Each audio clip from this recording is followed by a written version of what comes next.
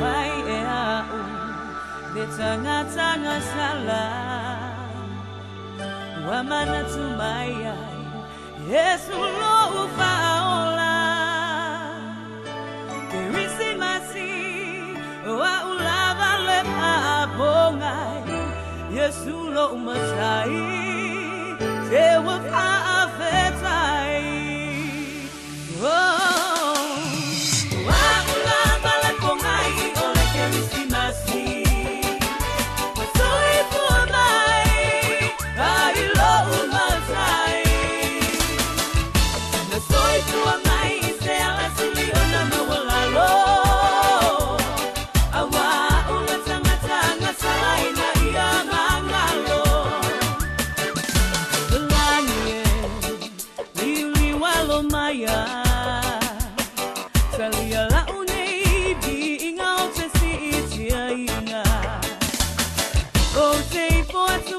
Manu ile tupu otupu oya ole filemu oya ole loko lowa lopa tunoa oliutino sangata awa unile sangata nano posala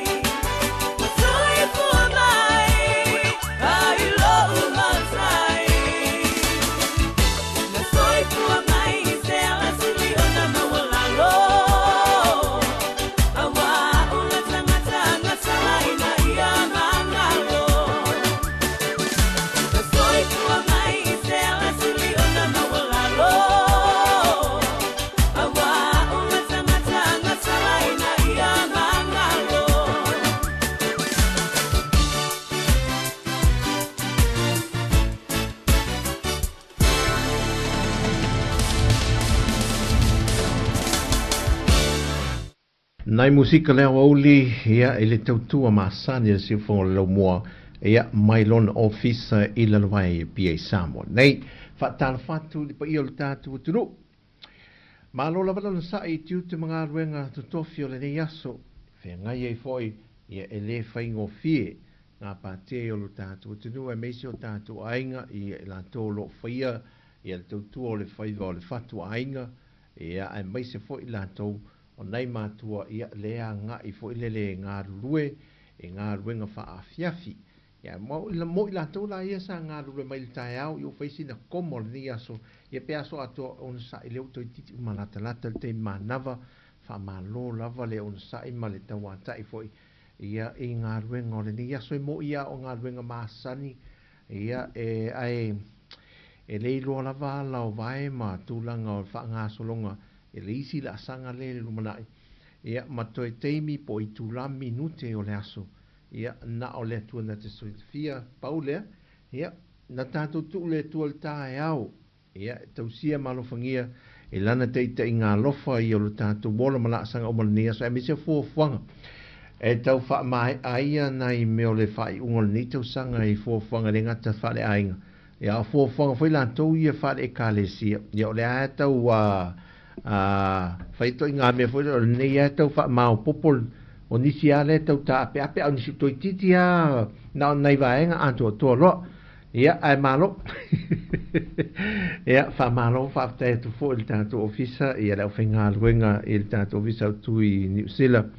ia le tau tuaina o le tato tunu nei vai aso a toa malo lava tu fue Savelina wha pia fo ia ana Jerry ia maleuso ia tasi ia tau tuaina o le tato ngā luenga i malta mai a lawano ia o leo wai nei Sāmoa mo so ta ingane ia lo tau no mai so ia fe tau i le lei ma le tau o matuave ve la tato o ka fe so me ma tu ne no foi nel tato atunu ola fe so le vela e te whaalu ngatu fo le tono le umata e o la le se vanga na la le e malulu paula le mele o mai te wina i le vevela la le fafo e feto ai matato e saula e nofo le malulu e te whaalu ina e le niva lo autu lo e le lo whaalu o le mana i ala o to inga aso fa pene le vevela o le tau tato le wai unga le mas o le tau sanga ma ne masina o le vai o se fale foi le fia filalo la au se fale o foi le ta lai no fo lo na malue a o foi le ma fa sanga la nga i le saviri foi le sau ma le sam me se la ta o po la fa le fia o na na mo le to ai mo le oli ye ma ne le la la au fine le peole to nga la au ina wa nga ina le manga foi le mo nei la au te tele voi e pe o vai o ulu te tele o mango la popo a voi ia mapula ila mo le sa vidi na o ta o le mango mo la ta no mo fuata ta to mango le fa fuata to office o tu titia o mo le titia o mo le ia fuata mango le nei fo tau sanga e o faisi fa o mi ia la mo ta to mango le marketi pe afa pe o le tanga i mai Samoa e te fa foi ma si o ta to ai ta to i fa ia ai mo o le au malanga ia o le saua malanga so o mai ata to ia malanga me fa ia to i fa fo tono ta to ia o le ai va ia le to tele o le au o fa le mai so ta to no foi fa nga malanga ia le o to fa ngofi te le wo ui anga i fiti ia ma malanga mai ia ta to no foi alo ese mai pase se tau ta fo ia le New Zealand ia ai o le o tau no mai ta to no fa tete o le tu ai ngā taula ne fautua ina fo tātou tautua mea tātua nei Samoa le avatu ele ia whaamtalanga nei. Tautua nā fo le tau whai alo mamau ese. A whai te anga e mise lava le mautanga se ngase. A whape te anga e mautanga se ngase. So se mautanga se ngase po whale mai whai tu malo. Ia tau ma whai fo le awal pai o a ao. Ia anga i mo pui o mo meo pā hoi po railing o le o whale mai ia po no fōa me wha pēna ai a wha pē fo ua pā ia whaenga mo lunga le counter na pēna ia le mai ia le sanitizer foi lea ia pē le tafi mamai a au se whasi mori fo le ono o le pepesi o le wha mai le iai ia e ma whai fo ane pui ale ua vai el to telo i tātou fo i o le tātou tunu o wha o ngā fo i tātou fofonga ono le wha mai le ua mo mai fo ia tato ia e fai ngofia fo le na fa mai fai fo fa la velavi fo fanga le malanga mai ai ia mi se fo nei o tato tangata nei o le vaso nei o ka le alo mo me o longa tongi sa putu fa tas do jitia so a to so i longa tasi le aso o le vaso a to nei tai fa tai lima longa tongi le aso tas alu fa tasi longa tongi a onga fo i lo tātua tunu. Le alai awa ua, tai ao Samoa, le kolisio Samoa, ma isi fo ia onga tātua tunu. Au oma, ia lele wana o le ua trophy to te lo alo ma whanau ia sa wha maoni ia e mo ia le sa pisi fo le taringa malo ia mai mauti utia ia temi vaina aina wha o ngā tatau ala le temi o nā temi fo le whainga o mea onga wha o popo le ma se lini nā mo meo a onga wha o popo fo le wha ai tūla mo meo tutorials fo ie ia le lau tari mai le whanau nā iu ua le trophy fa mai tana le si fa fine se uso fa fine foi le la nga tongi le ate se sa o ye le sa to mai to haruru ele pa ile mai a to mi mil ala to la mele to mi mil wat e na ta o na to e fuli le tu a to ta le ngo to la le ngo to li wat e u fa pene tu lo la no trophy ye pu fo ye mal mau certificates for le lima ya li wat ia na le sawa la lo fo ile ia 19 era ia tamai ta ile pitote ana sawa te le lopo ala to sa no ngale fe tu le uso le atava me lea mai coffee va pena no winga ia ai to fa wali so fe me o kale va i lunga o kale va li liu io na a faira le tele la va ta mai tira le sa fa maun li liu ale au le fa maun foi le ia ngal fa maloa le se fa ma ngal fa ma liu a foi le ia aru pati vene ta tona pati ama le po ia ele ia se me vala au mai ta lo fa nei matu o ane lo matu fa uno solo so mai ti fa ngai ula lo le ma fa inga ta mai ia ngan me mane e fulu le vai atu I whanau ia ma watu lunga ia vela fa fa unga ia tato university ia tasi fo na fa unga I si fo fa unga ia le atu le mata ia fo le tato tunu ia fa mo ngana ia tu wolo lai o tu wanga lo to sanga le ia la ale tu sa mai si tu wanga e si tu sanga tar wai le tele te mina koma ia onga le to sanga ma tele o mau por kalame me se la fo taringa malo e tu ua ai vavelanto ya tu sala e yai fa ya on e de umiana malo lo ato ya mai to ya mai ia ole se tau sanga fa inga tale mo nai fa ya onga ila to ia sanga lu e fo le temi o le tatu taringa malo ale la to ava watu fo le umiana malo lo ai to sau fo to a mat ya tatu talo le tu e mo fo le la to on sai mal manai fa am yanga mo la to mai le tu e so swani fo le lavo le malo long mi sia so fo malo lo ina mo la to o tatu fa alwina I nei Samoa ia leo mo meo fa tatam fa iloilo o vivi ingam pespesenga ia me se fo yo nei por kalame ia mole kirisimasi o fale o loa o te saulu molisi fale o loa nei te ia pia le e tua talatu le Lucky Foot Town pasi melmata avale maltinau le ainga tu waia se uso foi le luma nai o loa foi fola luma fa fo atul fa paulonga foi le ma le longo la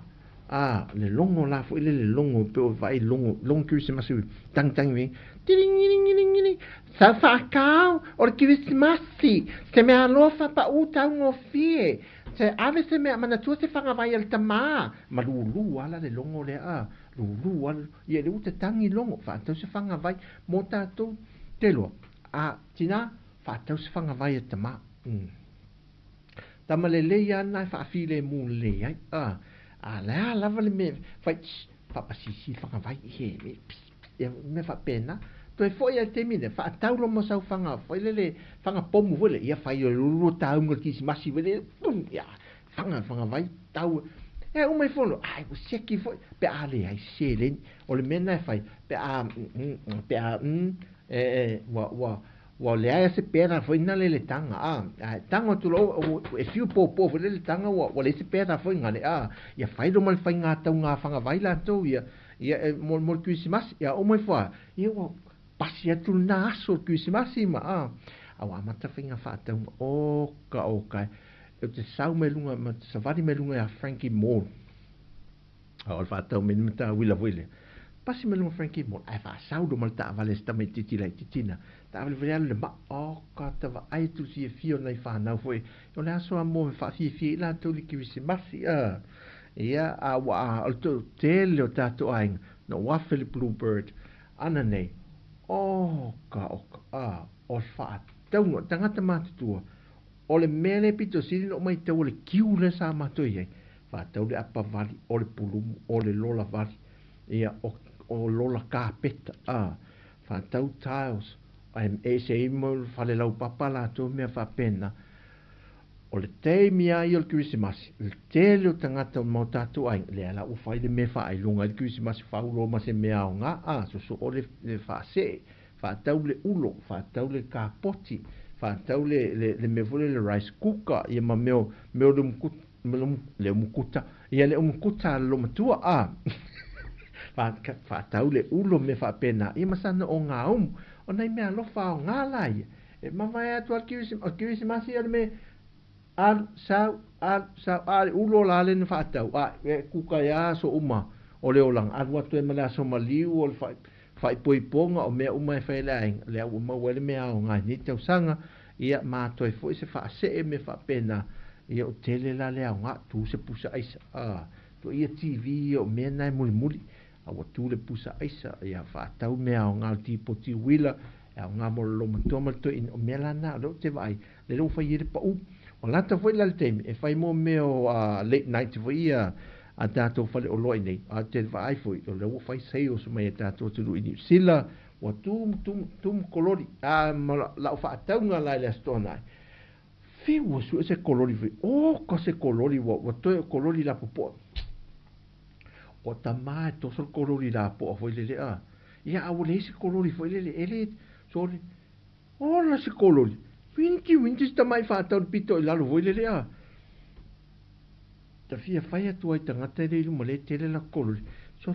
ne vai meari o le su esta mai kolori ai, sa wato so le kolori la iti ai rea mai kolori na e. Tau ila ta whatau, watu kolori la po le o tumula kolori.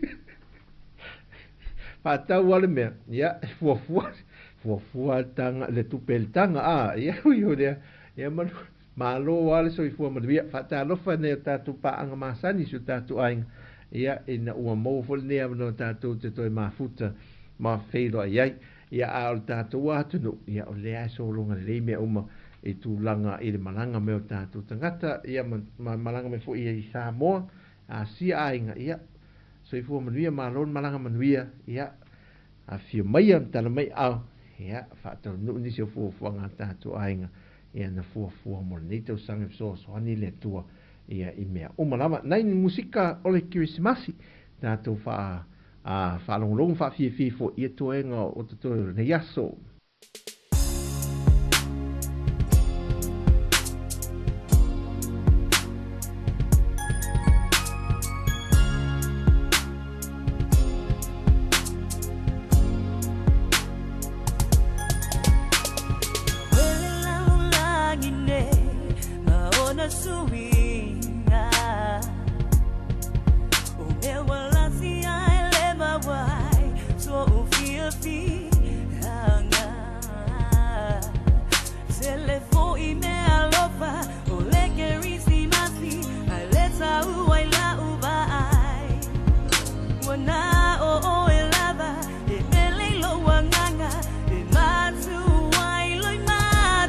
tala fata fa liuli a pule yanta leo mafta manea oli ma triple ia malo lava non sa ia fa malo si toi ti mala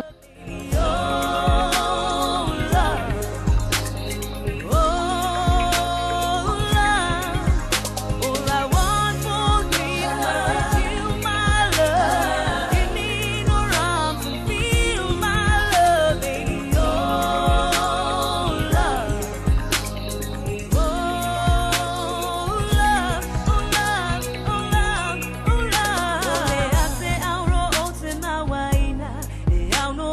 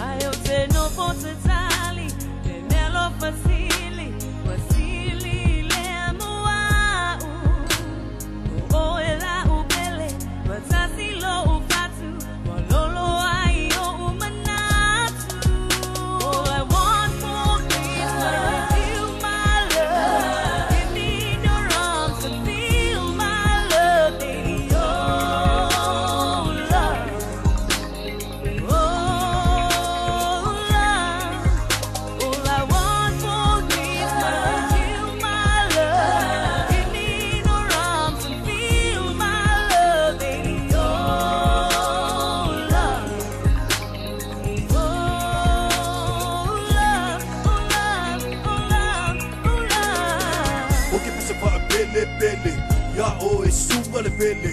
ua kasi I lo ua nganga o ke kiwa ia ue banga Mei oi o se rusana kala ele mawai e uku makala Surumia ele sabiki o aka Muka ai o ngei le monga O mea ua lasu malasu Ele kau wai le maai Waka o oela uhani E maku wai loi maka o le kangu All I want for Christmas is you, my love. Give me in your arms and feel my love, baby. Oh, love. Oh, love. All I want for Christmas is you, my love. Give me in your arms and feel my love, baby. Oh, love.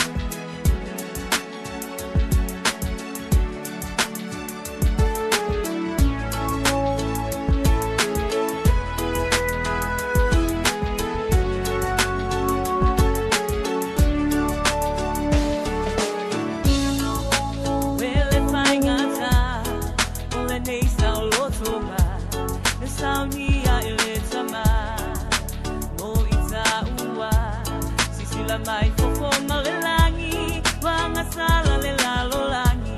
na awi na mai ai, luna lo pele to atasi, wele fai ngata, ole nei sao lo tonga, na saunia ele tama, mo ita ua, sisila mai fofoma le langi, wanga sala le lalo langi, na awi na mai ai, luna lo pele to atasi.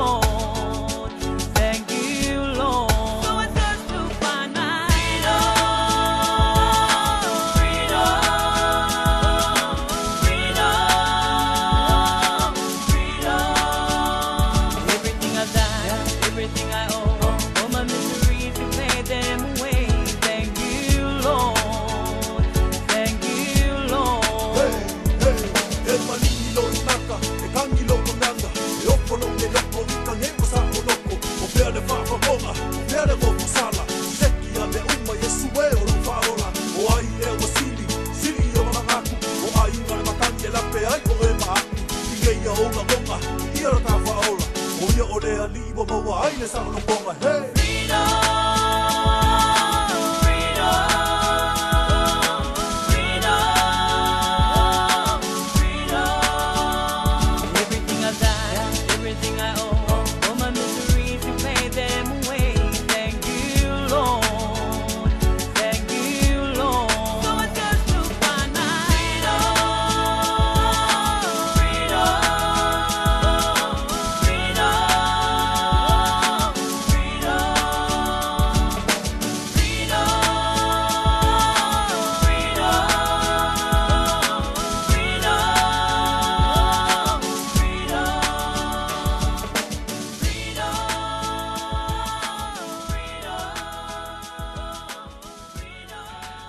Nai musika lea oli molo tātou te no se mal tātou te mi le o atu 5 minuti na tāle le tu lai lua. O asia le tātou maketi funga le lai mo tātou fai ei pusi fai ei fee o le fai ei ngau. Te ta tele lo tu lo alanga ta tele lo le tele o tau mafai e sami fo le a. Ala le moto ia tau mafana al fai ei tau ipu le fai ei elengi. O le lu au pipi, po le lu au moa, ia la foi moa lu au niu, la waita tu fale inga vela, sa ua sia nei, man whaari fufi. A te ia lo tau atua wai le masan, o te leo whaari fufi, whaari fu talo man whai. Ia e fo e te alatu whai e fole e isi la tu e whaatau mea. E le mix, mai sta mixinga, o whaapea po na pi nati fole le mix o le tale ma le kale ma le afine ma le sapasui a te o le talo ma le fai e fa fi lo le talo ma le fai ya la mo a te alo tau e na nei e fa ali fu manioka tama sama la so le ma nei te ya ala se fulta la yo nei mena le mo mo fonta ma falta tu no a fai fo le te malanga mai e fita ma fa be fita sami foi e nei ma te ai el tatu no fo le ma se ni ya le mo fang sea le ape si mena ro mo o le tulta to wi ia asiasi afiafi fo le ngai i le tu le amata tu tua mua fa solo le alu ngai tua e nga ngai male va le fasto uta vai va pena mo la ta tu to wi le fiafi male tai au la e me fai fo le tai ia ma fai vo le fiafi fo le wow penga ia o le fiaf ia ta mala na mo le angai o malauli ia o le ia mal au vai foi fango te tua au ia le mo o tato wa tam vo le laia ia tato funga usi funga uli ia ai e te mi mo o tato wa tam foi le malau tui malau puta foi le mata puta ta mana fai o le mo le vai su nai tau mafala na alea lai maua mal tātou ulu foi lea. Maua la sina wha alifu ulu foi lea. A misia la tamale ol momolenga. Tama nei al wha alifu momolenga ma lea maafala. Ia, a whaila sina suavai foi le tali foi le. Ia, pa. O, mai la tamai e mole suavai foi le e fue mai. Ia, a maua la sina tau mafa foi le fiafi. Male miti. Ia pe fai miti e lengi, o nisi fai le oka, o le oka ia, ia o nai matai ai, e tau, matoa le ele moa, ia o masani e soi fuanga tātou Sāmoa, tu ta miti e tau mo mawhai fai inga, o masani e, ia a wha masani e fui tātou tau mawhai le talo, whato a vela pe fu e mai le sua vai fui le, ia e tasi ana la tau tau fai pe ai, e manei ana tau matoa le moa, ia i tau mawha tātou. Ia mana kok Sāmoa, kok Sāmoa e pe lau moni foi pe po le moe ngā lo. Ia wha susu pe le ai foi. Ia au mo foi sina tau mawha foi le Sāmoa wa lewa. E le e sean manongi o tau mawha foi le mai o ngaumu. E sean manongi o tau mawha foi le mai suavai foi le pea o pulou suavai o sekia. Le wato e fai matato o ngaumu ka lone foi. Nisi lo ainga, ia, fai do o ngā mukalone, o le pangi popo, fai o le pai, o le masi, ma me fa pena, ia rua tu lora mal tau mawhawle tu fata se ta o le mo le sosi. Tu e male mau keni, ia rua tu e ma fai wele fo e lo manai fai pālangi foi lea. Ia tau fata se, ia tasi ana vera mai tamana, si roi fale foi le mela ye malo a ta sia le apa vatu le vole lo foi malonga am kalo ne wa ole manongi a talo fai maleta amu tu e male ulu ta isi lua vole le tulo e tulo le lo ngam ia fatal fatia so ia I fale le umafta mai fatal fatu ma lo lava le on sa le nei ha uli tulo a esela le apa mo vole le fa sosi nen senga po le fiu tu e man mau keni vole le fala popo vole le tu e au tafa foi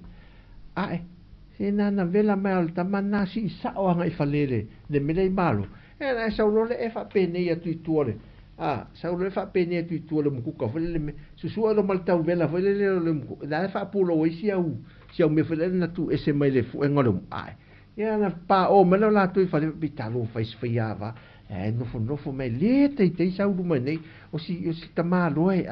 o si no fo tane e tatelo talo na sa e fiu e taua na me ala le matua e maule e tu sa na le pau ala le me mo au fo le tulo e lo mai fale tele fo le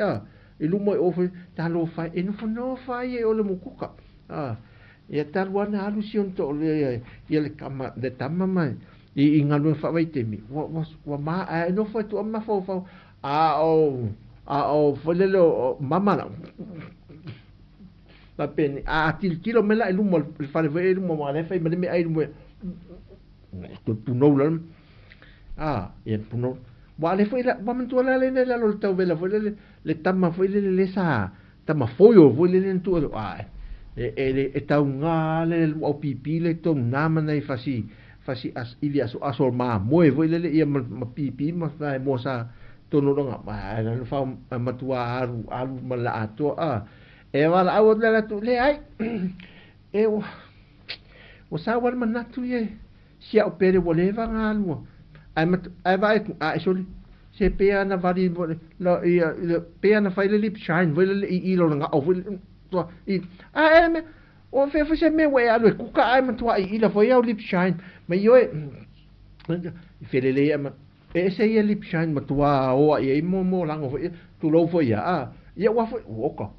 wa uma le angai le na fa to ele tato fai ku kala le I e ona me fa pena poto e fai poto e fai le so fanga nei ele ai aso fa pe polonga ai ngol tamalo nei eu quase por longa ai ngol le ai tango fai ai que te ma ona I mai fi na vai lá por lá de telo fe au foi le tu le fa asu vai foi le hai tire por aí e te si ma onga le me foi le e tau te va foi le mantu I talo fai me vai man pai ma le amonga pai lo vai ai le lo le ma tu pa ma onga oko o le mu tu to si porto fai le me ia e lo porto ola ai porto poi me se fai o le tala fa so vai o so o le fai so o le me a saudi o ko e le mau I fale foi e wa no fo ne piso po to po no foi vai o la wa I tu talo e to lu na vela so vai so ia man vien ne yaso fai se fai ngale o que si mas tau pule le ni fo fa que si mas a fa pe anga ita fau fai le ia fa ma lan tau ma fa vele ia fai tamit vai fai ya tasi al tato ku ka foi le fa ma le ta fa fa foi le o fa ma fa foi nis o fa ma fa tau ma fai o foi le ai vai dal vai ngale il fai le ia la sua vai foi ta le tu foi me wai o mai matua mole la wal foi pingal tamane ta tia fai male miti ma mai no over ai o to eva ai foi ia ko tala na le si tamale nana pa o ma onga ta otto la lo mo tu manu fa fangu lo lunga wal le vana te alte me fe de me ai ala e mo nana malanga me do sole ola e mo ali o leva la wo mai ali ma lo ali tele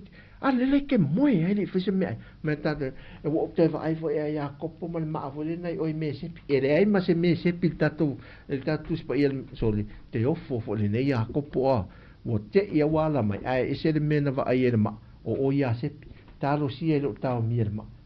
sin tato pese Christmas si o me fo ya oli mai ya ai se ke pula.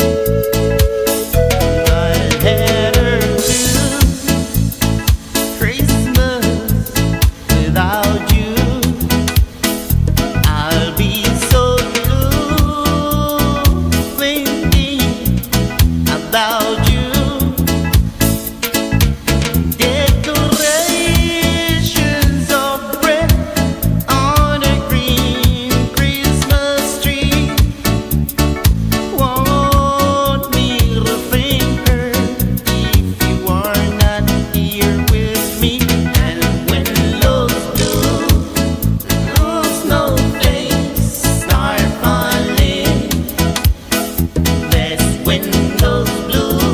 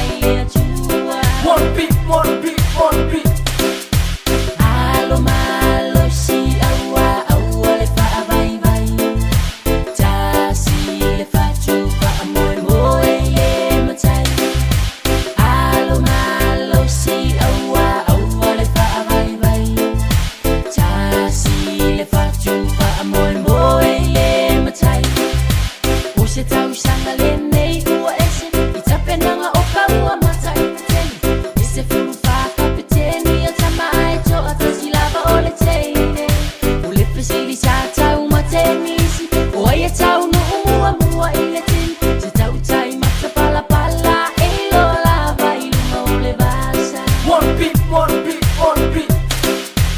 Ole upu moli male faa maoni Fe au mahi ai lo malosi Ole moli mau ale atunu Etele tole maua ole telefoni Ele toe au ngā upu matala Faa tali tali se ipa ole fana Ua maua nei ole tali Eilo alava ole aulo ile afi One beat, one beat, one beat. Alo malo si aua aua le faa vai vai Tasi le fatu faa moe moe le matai Alo malo si aua aua le faa vai vai Tasi le fatu faa moe moe le matai E avatu fo ila faa malo Tu ila e pa ua tele lo isau Masi au lango lango sua Ia sangat poseko atu ifa afia fianga Si amu pini fo ilo ia Samoa La uilo ai oe ile lalo langi ole la uele ele marisami One beat, one beat, one beat. Le tapua ina ua faa afetai I matu olo o faa fonga fonga mai Ole ai ngapa ia I upolu masala fai Le dici sau ua faa malo I la upule nga male lango lango E ui lava e fai ngata Faa malo ile au puka One beat, one beat, one beat. Alo malo si aua aua le faa vai vai Tasi le fatu faa moe moe le matai Alo malo si aua aua le faa vai vai Tasi le fatu faa moe moe le matai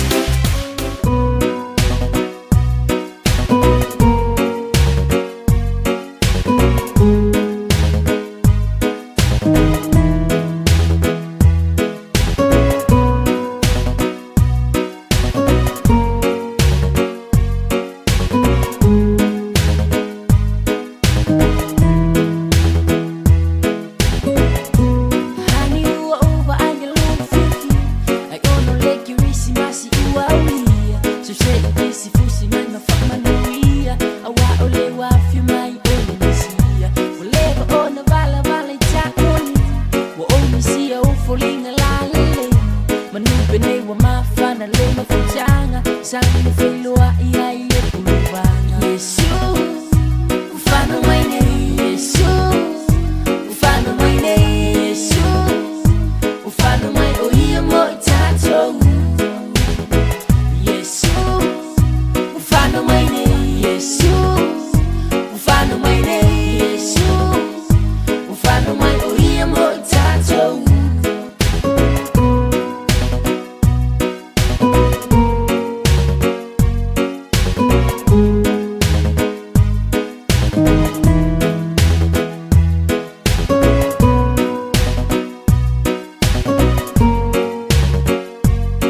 AL Production.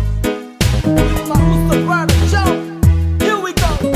Tell me, what do you see? Jesus is coming indeed. So when are you coming back? Come back and stay with me. Don't wanna make you cry, no, cause you is all that I need. I'm begging you for your love, cause I am down on my knees. I know you love me, Jesus, you know I love you too. Christmas is coming to us, redeem yourself and be true. Cause if you fight for what is right, make you happy every time. You know what you gotta do, prepare for Santa Claus is coming to you. Yeah. Ufano maine Yesu Ufano maine Yesu Ufano mai o ia mo i tatou Yesu Ufano maine Yesu Ufano maine Yesu Ufano mai o ia mo i tatou Well, you done me and you better felt it I tried to beat you, but you're so hot that I melted Fat right through the cracks And I'm trying to get back Before the cool down run out I'll be giving it my best And nothing's gonna stop before divine intervention Reckon it's to get my turn To win some or learn some But I won't have So I'll take no more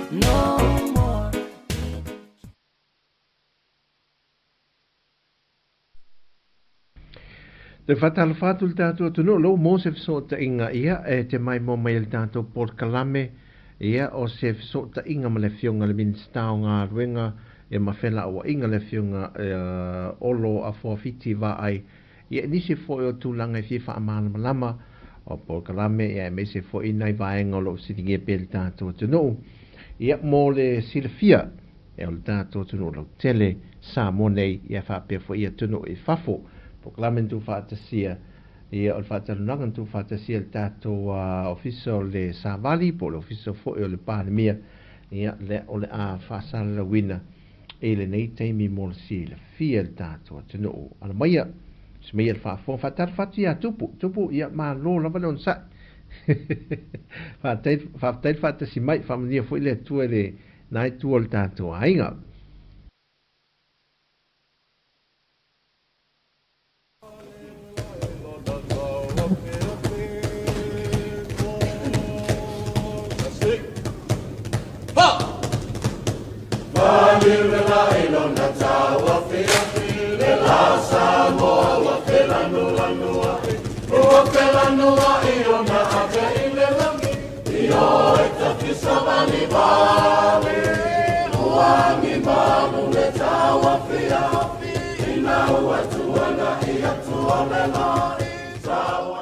Patalo fatu le malu le atunu o fatasi mai po mai mo mai neli tu la o le afiafi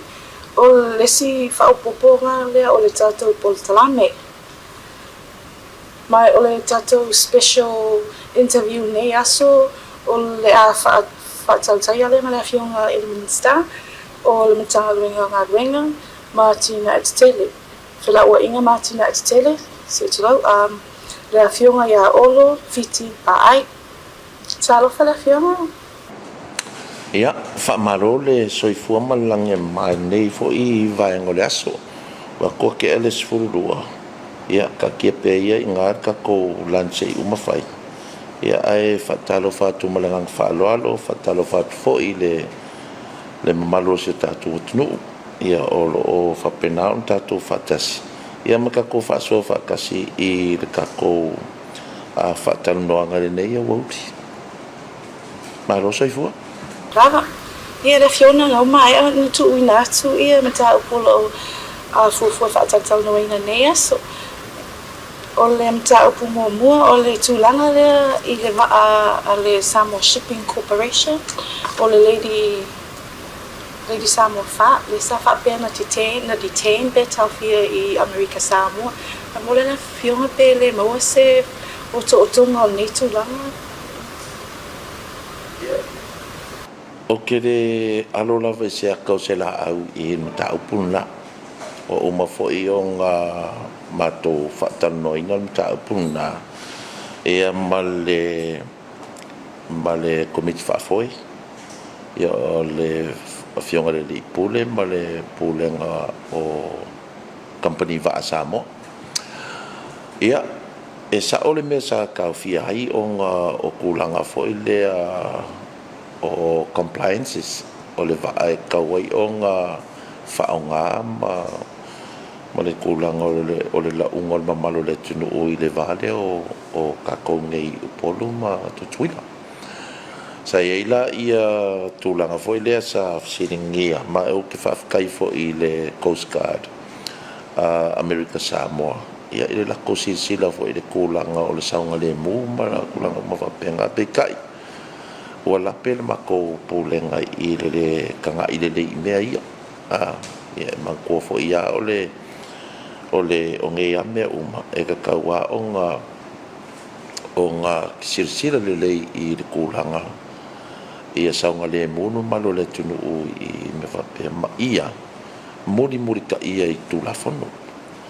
Ia le langkula I mei ngei la le kauwhinga ngai I America Samoa. Ia makoi fo I mai ai loa e o mai loa whakingo ke leo isi mea ia lele ua uma o ngā whakingo vaenga ngā ia wa ngā ila ngisi o pāt sa mga o mia lo whakaringa I apani lea langa mafua I loa o ngā koe au mai lalo le pase se whekaui ma meo whaafaola ma kulanga whapenga sa whare kongu awhimi ia e le koe mamaola e kau umai ia le kulango pas nga ia on koe foi mo si fia foi le ka komalanga len ke ngai ele i fa kingo uma ia kulango le lu se lau o se furu pas se ka unga malangai le la onga koe au mai i lalo le o le ko se lau pas si inga ia mafai o nga fe kaui ma leo fa ingo va au la i lunga le ia e mo ia o le mo meo ofu fa ola ia e pe ola esa ma mia la va ia va ia va pe fa ia va nga ia ia nga le kasi va sa fa le kong ia la ua alu el mor kai mingai o le va a ko ia i o sa nga le mo mea ia e o mea la va ia o kula fo fa va malo ia e ka kaua fo o nga moni ka ia ka ko ma o la fo wa uma o nga ku kuma mako kalangoa mal pulenga ka kampangi va Samoa e rengi me fo le va pe fa ingi va fero lo ia kulanga nga e ka kau o nga moni ka ia me uma ia le fo wa uma nga vakula o fa kalanga fo i mari fa konga i le ka ko regulator le dalo i lo official le MWTI ia ka ko ngama la ko ia muri ka ia ma so solo la ko kula fo a faila vai la ki sila ku i le va le kampangi va e le fika winga kaufi ia fa ma lo sila ko e a foi enforce kula fo o mengi ia me masangia foi le ka ko pe e fai ale va fero lo i foi i le mainstream o kampangi va ai ko nga ruenga e kau on fucking le la wa va kwele se polo inga ma se fa konga e ale kapinga ka kau wala ku e kia ia o ke me kaunga fucking on menga enforce kula fongo inga ia mo kingo ele ko kula i mese kula nga fa pe Ia ole simta o pole tūlanga le i whaafangota le sa whape sa taula i o i sa le longa wolf pole wafu i sa le longa le sa tūla i menota o po ua se mō whamanua la whionga la se tūlanga tonu o lo i ai mta o pulea po o le afa i sa mafua anga ua taula i sa le longa ia waane le whaalonga kope o mau atu foi mau atu o waa mai Taipei ma Vanuatu o Vanuatu foi me Taipei e flagship ai ia saia fa manona la fion e o mar ke minga i lai a ao le office o malual malo se mafu a kula i mai ia le kula nga le mo va ai ayo e o foi ke kulo lava o le upo ko e ke o ki nga o makai va ala o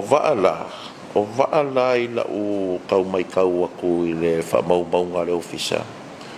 O waa ngā po lua fisukon ngā o mai waa ia. O waa ia sa iai le kuku o ngā re ngā vai kei mi ngā ua fia o mai i ngei. E o mai e mawhainga le skala i ngei i le kako ofisa fo i lea le kako maritime i le MWTI. Ia, pekai, ele i manga nga o ia whaafangoka ngai o le kampangia le deep sea. Ele i manga nga o e a fo i le skala i o nga o le kala le nga waku ngai al kako menstri por kako malo e ti register mua pe ave e sela ko le skala mai o i Vanuatu ia ma Taipei o nga whako ama whailea o nga le skala i o nga whapenga lola ia o nga alauer kako Ministry of Maritime whewa i kongu i le kako o nga sami mangkola i e la koe whakanganga ua o le Ministry of Transport e awa koe whakanganga i whewa i solo ai i kako o nga sami pika i le manga o i kampangi ma whaafangoka lea o nga koe o lola ia ngari koe wako i o koe ka milo mai o mai lola i e kongu i ua leo mai e le sikala i le kako ofisa lea po le sikala i le kako malo Samoa ai o mai ka mifo le sikala i o i le kako ofisa o whainga whaiva o ila le kula I mai ai le ia le kula nga fa le kongo vaangi ia o ka ngo ku lua fesfulu lua o le mera le wa kupo inga o a mial mako le fionga fo eri pule male la ko officer pe fa fefea o nga issue le officer fa nga faiva laisenge fa ngoka ko kongo Samoa au le va ko se fa kanganga ale ministry of the ministry e feo ai ko ka ko ngasan on maka upula nga o le ka kia ma fai ka ko investigation mera wa o le mea ia kai pe a mon me fo ile le fa kai ka inga fa ngo fie mo me o le au mai ia la ka pepa fo em fa nga mai la ka vale mai faf e mai I le customs ia nga mai lola ia o la ka vale fa ko am fa yang ka fa lo I lunga le awala pe au mai le fa ka nga le ati e pe mi ka fa pe nga le ka u le va ku ngola nga o le fam kala ngole mele ia pe ka o le o fa ngoka e le se fa ka nga e fe wa ia I lunga ka ko nga sa e pe o me ia a o ka ko va e ave chara so ia o I ko lau la lo konga ka minge ke pe fo me le fa ku ku e ka ke request I officer for I o le transport o isia ko e a mai se fa ka nga ka ke la asia e ka ko va ia la ko nga sa o kula fongo fa malo nga e pe kai o le anga ma ngumingu me fa ngo ka ko me nga fo ka sa ui dea ia ele koe ka ko se fa makalanga fo de o ai o le aku o le ia amakang fa sa o ku me ia inga ia so solo le ia ka ko fa kingongo nga duenga ia ka ko kula fo o vala ia nga va ia nga mai ale fa puku o le wafu makau ia nga o le kai mer ka ko fongo voile ia o fa kuloi o il mako pulenga wafu mtaulanga oe ave va nga po vese me ave ia ia nga ave lore sa va ia kaulai se I avangoa le wafu mo le ka ko cruise line fo le nga sa le fa nga ka ko accommodation so le o le fondo ia ola mo ia nga fa pe ia se mako malusi anga kai mingai wale va ngo fa ko ave fa ngo ko uma va ai se fulu fa penga ise mako malusi anga e mau o le mau ke owning ai va ia le la wa fiu e su ia owner so va ngai fiu o contacts uma ke phone email wa fiu e fa so ka ele ko ka mai se ia la wa vakule ia le mako kusi le kar sanga I famasi nonga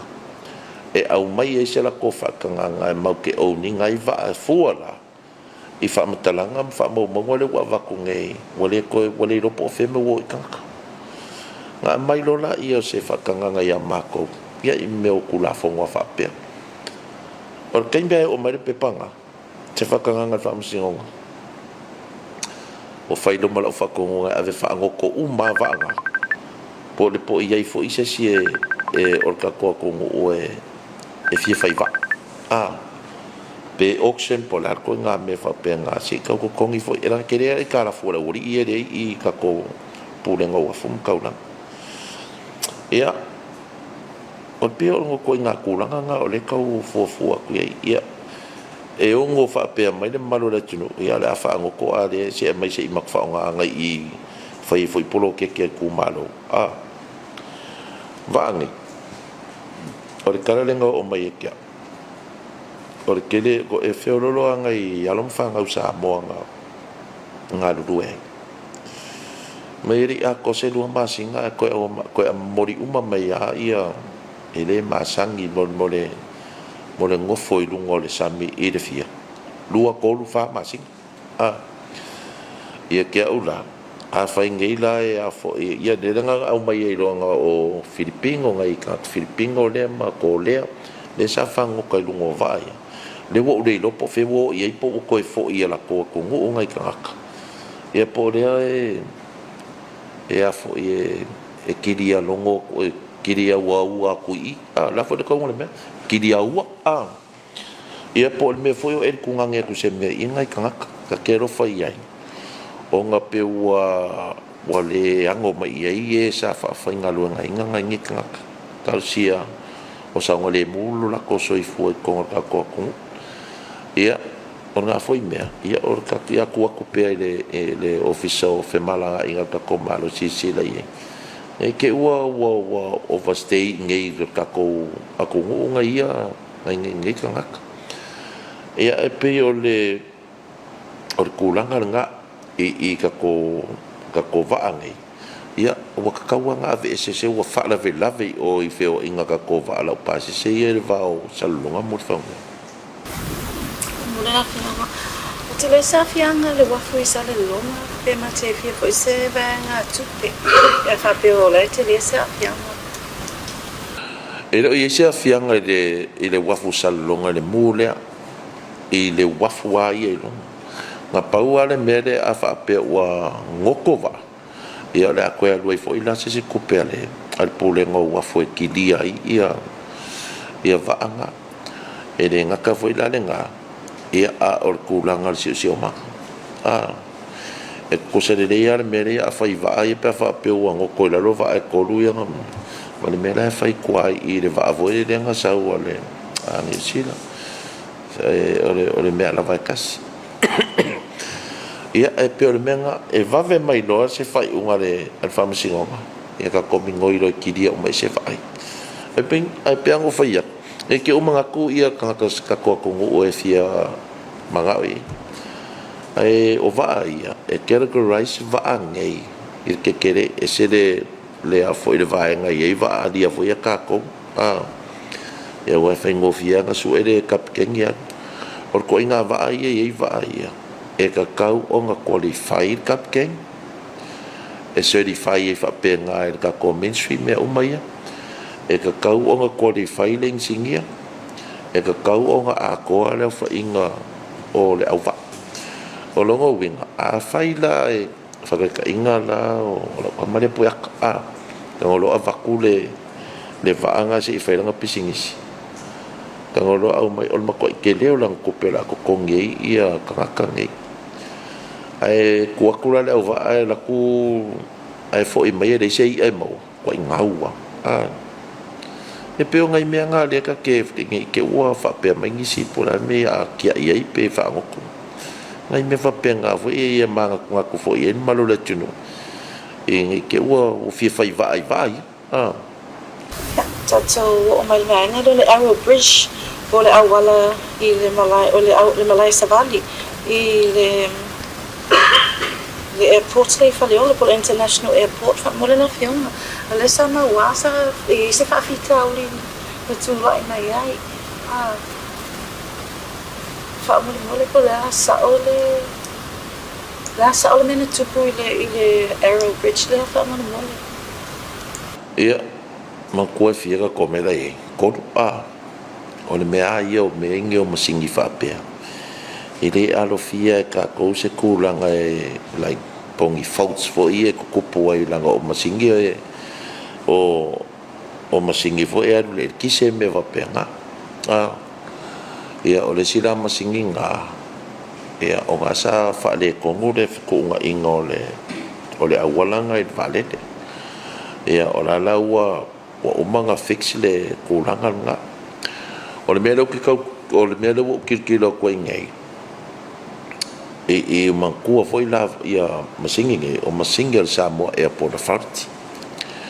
o le ala lisi anga i le fa nga ngai e ka ko ground handling which is le Samoa Airways o le lipoki le wa mai e kia o le wa ko wo ifo ia insingia ma ka ko le airport authority e operate menga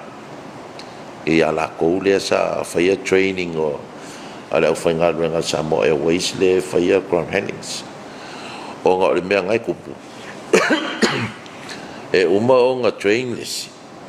ia e le vang fainga renga ai aru mo fa ma vai i rifo le sia o ia anga ia ka vale nga me o le la ua fa kula fa ko nga Samoa Airport Authority o I forola ko e operate me o le ala wai e le kaiminga ia ua o le meanga i a umanga train aku o ai o aku isi o aku laula ia o ia e le ka ngofia meanga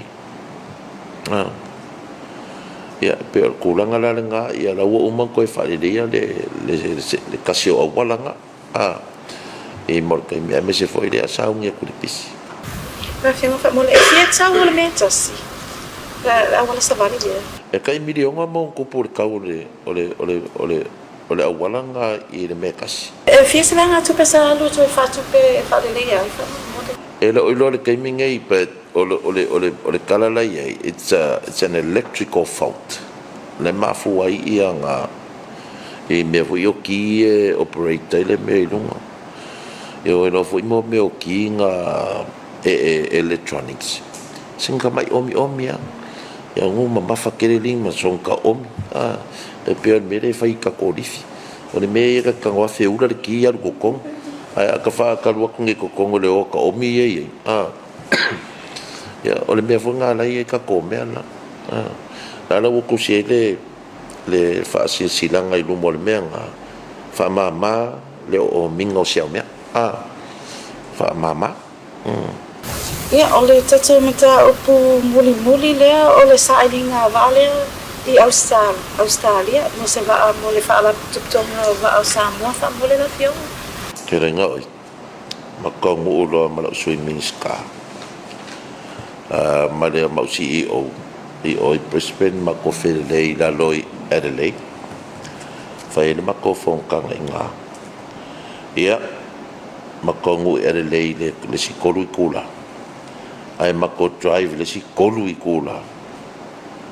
o whaalongo aku o solo koe fia sau ai ole maa ngai o fwisi mea waka o ingi me imo meo kua wha le nanga mako oi vai me ka kova e de kai mea le ngei o lo o ya kalango aku pe ai wha kai mi ngei o ke whafkai aku lawa in mamalo fo el kako aku o lo o fe malanga i le vao murifangua masalo longa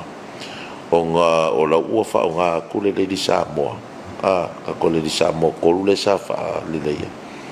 ala ua ve ese mai ia ka ko express le va alang mea maka foi le fia ia le ausava ia oi e ve kia le fia i fo o langa le koe whaerua ia o la ua kukui la ua ko soe lunga le pau mako koe whai malava le maintenance malanga siaki masan ko e sui pea ia sui mo meo sio mo me whapenga ia ma whako a whaia la leo se siake el vaa lea karunga au mai e reo fia e wakoru e kausanga na la whako a whailanga siaki e ka kawai o nga fite leima le leimo ma sefe saunga le mu ia o whako voila ia o le kako pulengo o va ma vali le va e fa kukusa ma vali o va al kako aku wala va fo ngalang me makanga ye ya la wa ke lo e fa umange e saunge e le va yaso nge lo poka ya o pola coffee se kai me ko fo i me va o ma umanga fa le ya ma ko fa nga fo la i ole o kako va ai o kako va le ngo wa duai o Samoa le kung umua al Pasifika le afa o nga ai de vaale min Pasifika la hiki o vaange o levanga fa o nga Pasifika la po le i Australia mangi usila o le vaale o le catamaran le VPC alia ia le ala ua maua le vaa le ala whaakari aku ia le kako se fongo kanga kapengeka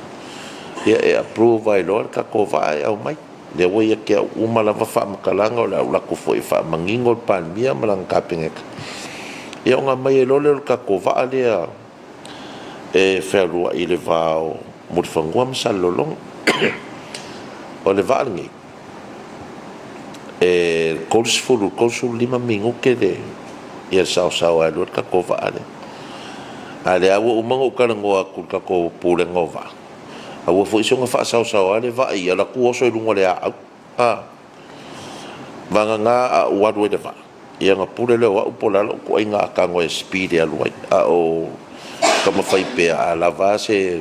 ko lima fast food ia luai le ia ka kova o le va ngai o le wa fucking oi ia le kulanga foi le sa fa ka o ko mai ka ko fa nga malo ka luai mo me SOS ka ko SOS ia sa fa fucking o mai ka ko fa nga malo ka luai inga mafai o nga yang investments ko kong e run fa business ia le la ua fai re fai nga pa anga le ka ko pulengo wafum kaulanga ia marka ko kampangi va Samoa o le la ua pio me masangek sa masangek le foi le nga le fia mo polo ke ka mo eloi oi ile tracery foi le ka ko lo fiso ko me se ko pe se fa ka me se vale ile ko fai so easy ai la lo o la sector po makanga lu ngo sauro ka ngo ka ofin me ngi ko ka mo tracery o esa ilia la ko pe fa fenga maua ia ngi ko pe fai ka ko projects me ka ko kinga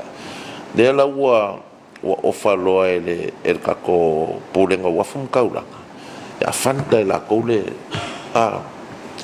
ia le va ale e ave o investe la ko pe le o le shipping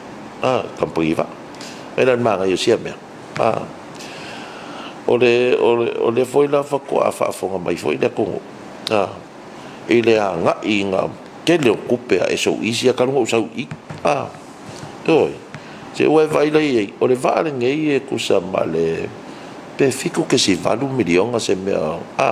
America vai la I de ke lo kupe spa ia o fa ko le spa ia okay avela ko kupe nga investi I ka ko kampangi va e lua nga o le nga mua o le fa nga wela ko kupere ave invest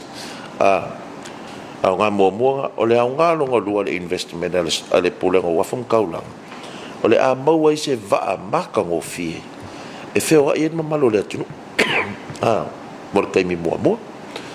ia o nga la le wa fa ka kier men nga apa war mel o mi mel green light tale ale ka ko kapingeka sau le akorva o le va ka ngu mai I le ia yongi fai unga o early July next year o nga ere mafua anga o le ye isi me ngo o wa ko fai ye langa o le va fonga falu ia ko si sila mai fo ia ka ye la ku lunga ko e fonga fai lu le me anga I ka vali e sele le bottom deck malesi deck ngai lunga ia o le sipiko ia o le mengo foi mo le malo le tunu ko se tek lalo lua ko e fonga fa ko va o va I ko nga va le o I le mere ka fa nga malo lo we le la wo fa ya ave ese le tek longa lua le longo ka vale a ko fa wengi si me e a foi e ngo foi ma malo le tunu o le pikola le e kai mingai o por corse la pase sere ko kongu I e mar cafeteria ko kon o lunga le mele piko e lunga o la open fo ile a ko e fa fo la ngangi singo fo o le si 200 ma ko punga inga ve ese la ka vale le tek longa lua lo ke fa ko e fa I o le si corse la ka inga pe a fa pe la ka ke fa kula nganga I le ko ingo fo o mangere va ko si sele ko kon pingi fo va le vo le fingori aya vangoa la piko vo I ia au ka ko ngai ka ko va ai e ko ngo fo ai ka o ko la ngo fo I la lo e pule la vala ka o le extra la ngai e pule ka nga ka I po fe me fi ngo fo ai me se fo I la o ka nga ka ngo fo ko ngo ka va au kilo I pe fa pe mfanga pe uma me ngai e anu le vale male afika nga kai ko po ma pe sidia ko foi o le vale ia o ka vale ala ko o le ongos furua ka vale ko o vale va nga foi la wa pe afa pe count ka vale like io luma ia no winga o ka vale foi o ngos furu e usika ile fa vanga foi le o me ko ka vale la sa udunga va ia a ke o ka mas se ia do pe valu se furu ka vale pipi ko ki aku fa pero ka lima le ka fai ko o ka vale ka ku lima le sika ka le ko mai i me ala uri e fai ia o ke lo e ku mo pe o va ko foi mare o ngos furu ka vale la ave. Ya fi mai se sinta o foi te fia rote pe fa tata no nei tu vai le fa mai o tata tata no. E via foi ngai kai mie e va ko ila fa manguianga fo ia i se ku malo ai o mako ainga malo ka poi bo mai a foi ngalu ngai kausang ia ka ko fero ai se kai me manguia ki simasi mar kausang fo fa penga fo ma malo le tunu manguia fo ile ki simasi mar kausang fo ai siri ai lo o foi ngalu lo sekta yo fionga i CEO o pulenga o lau fai ngā luenga malava po e lam manguier krisimasi manguier kausanga fo i o kou ainga malava ia wha malo ngā lue vi ere rik Dai lava na fiona mo le no ai tonu sa ke le lava si bisi le fiona ai sa tu mo lava no mo mato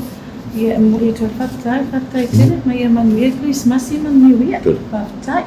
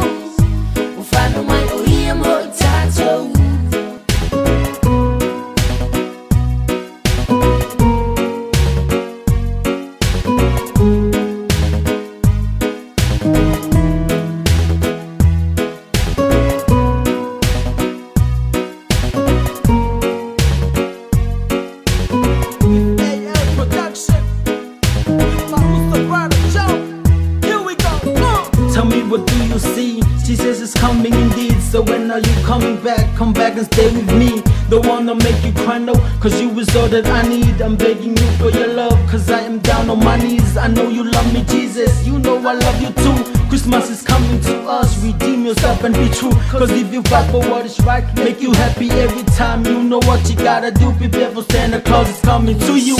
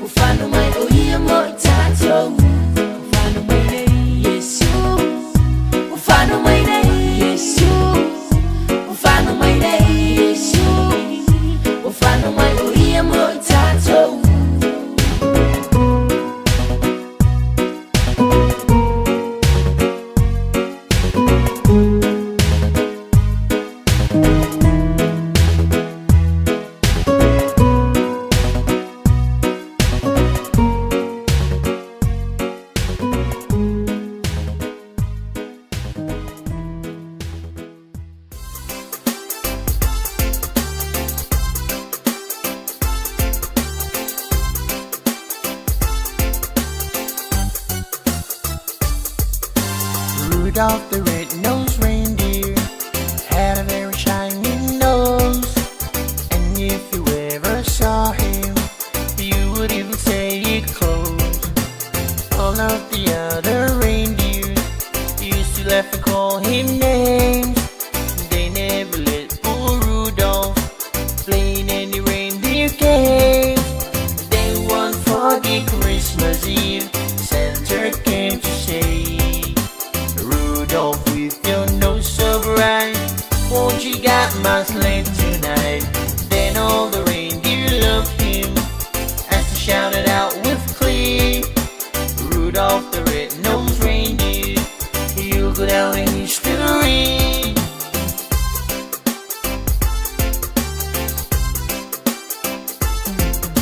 Rudolph the red-nosed reindeer had a very shiny nose, and if you ever saw him, you would even say it closed. All of the other reindeers used to laugh and call him names. They never let poor Rudolph play in any reindeer games. Then one foggy Christmas Eve, Santa came to say, Rudolph, with your nose so bright, won't you guide my sleigh tonight? Then all the reindeers loved him as he shouted out with glee, Rudolph the red-nosed reindeer, you go down in history.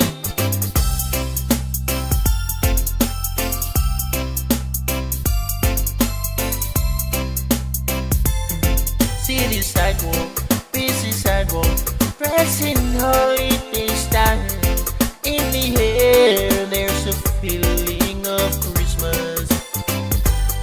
Children laughing, people passing, meeting smile after smile, and on every street corner you will hear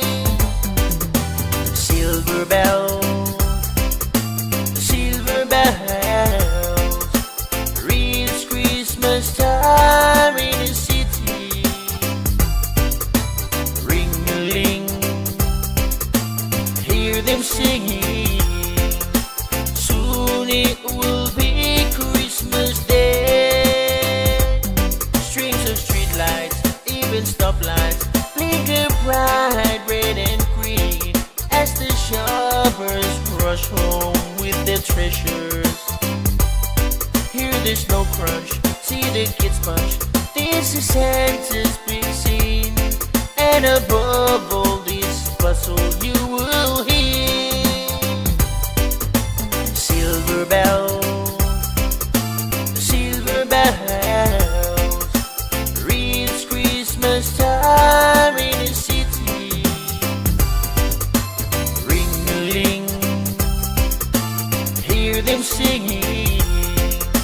Soon it will be Christmas Day. Soon it will be Christmas Day. Soon it will be Christmas Day.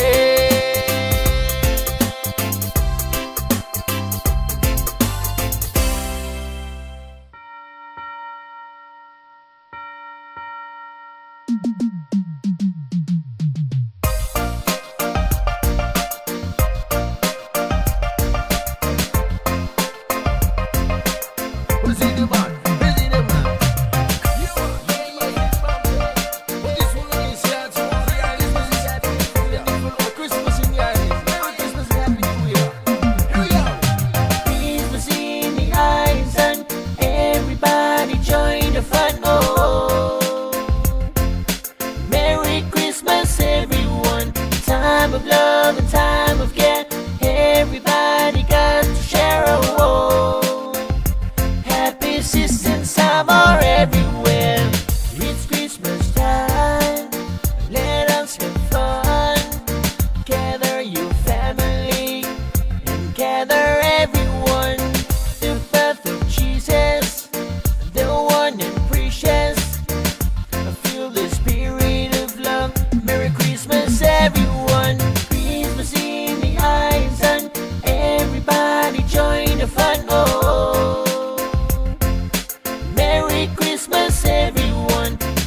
of love and time of care. Everybody got to share a role. Happy sisters, Samoa everywhere.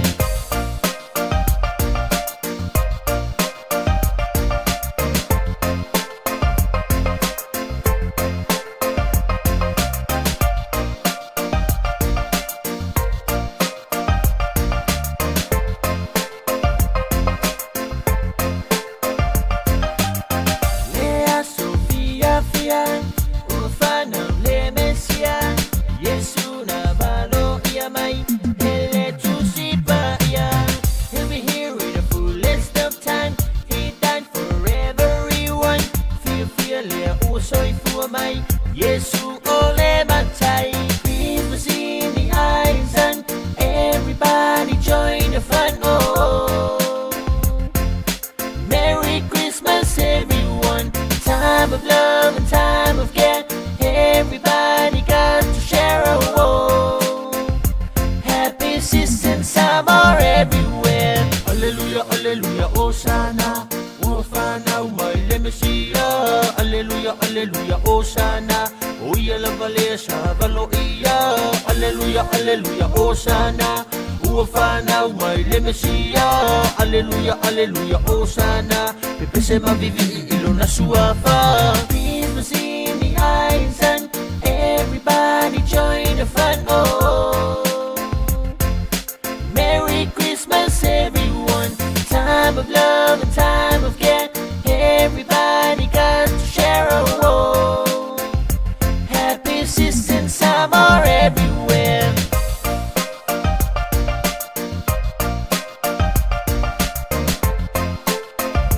Happy sisters, Samoa everywhere.